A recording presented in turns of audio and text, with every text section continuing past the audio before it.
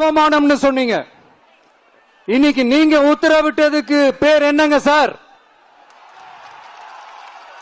அதேதானே அன்னைக்கு நீங்க சொன்னதும் இன்னைக்கு நடக்கிறதும் அதேதானே? அதே சிபிஐ தானே?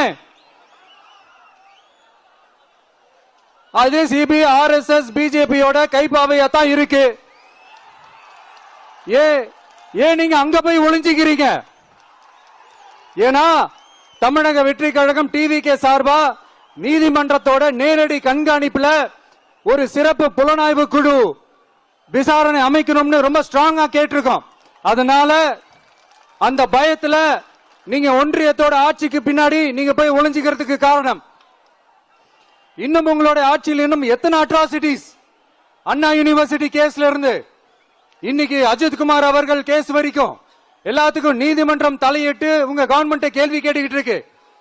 எல்லாத்துக்கும் நீதிமன்றம் தலையிட்டு கேள்வி கேட்கணும்னா அப்புறம் நீங்க எதுக்குங்க சார்? உங்க ஆட்சி எதுக்குங்க சார்?